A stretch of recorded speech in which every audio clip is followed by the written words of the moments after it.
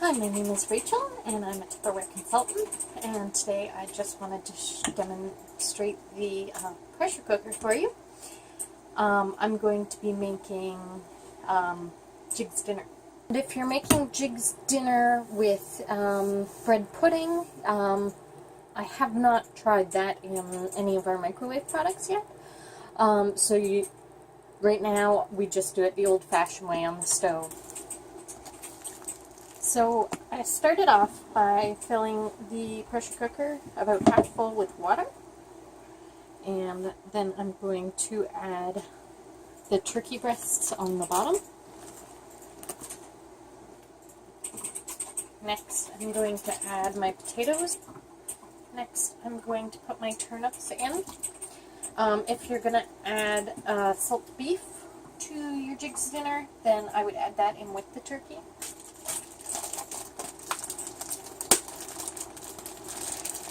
Next, I'm going to add a half a bag of baby carrots, just because I'm cooking for two.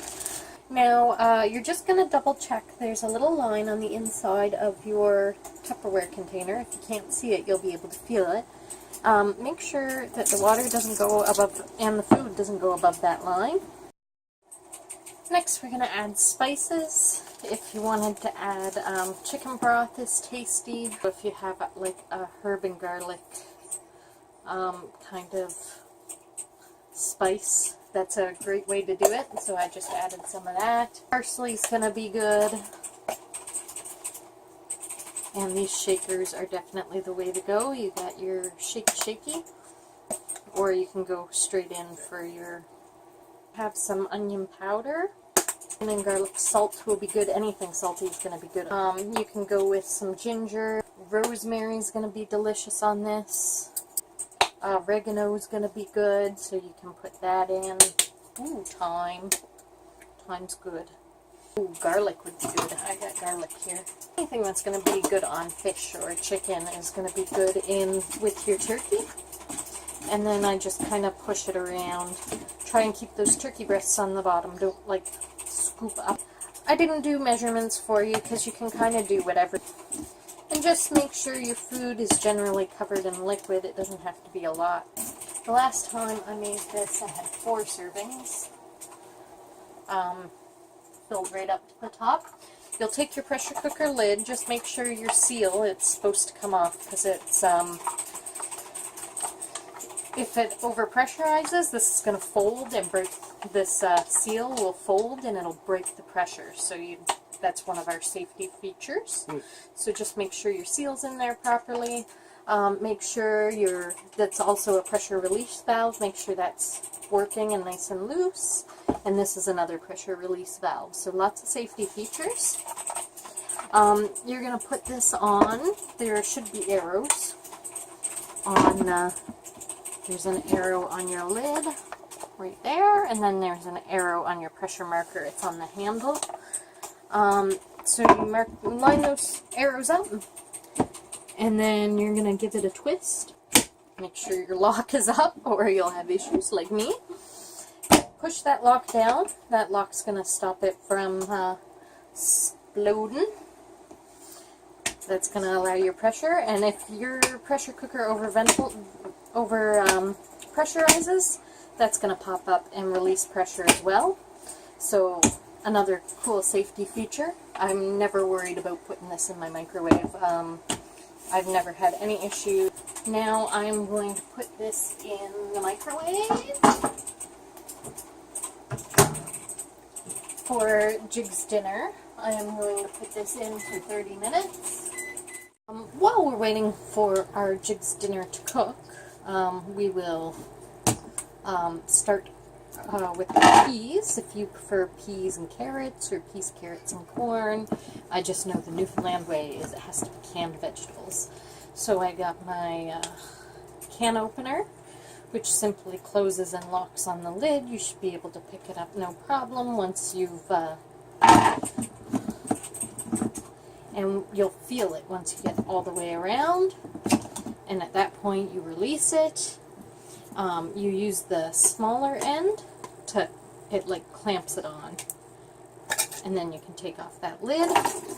I'm going to put these in a vent and serve container, but a crystal wave container will work just as well.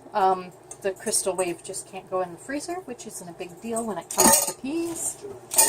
And then your can opener is done. You have no sharp edges on your can, which is fabulous on both sides. Very safe. No more cutting yourself on cans. Get the Tupperware can opener.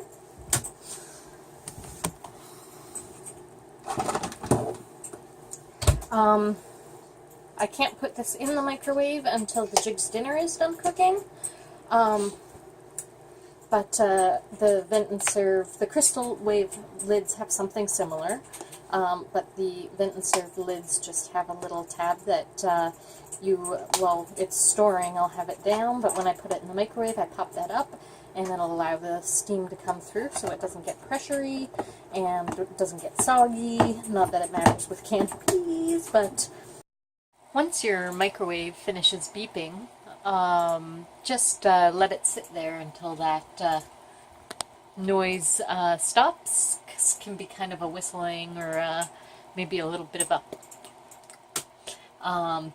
that's still pressure releasing from it, so you want to wait till that stops completely before you disturb the pressure cooker. You can go ahead and take that out. And just make sure that little yellow nubbin isn't floating anymore. If that's still floating, there's still pressure in there. We'll simply release the lock, turn the pressure cooker lid to where the arrows are, and just mind the steam, and there you have it.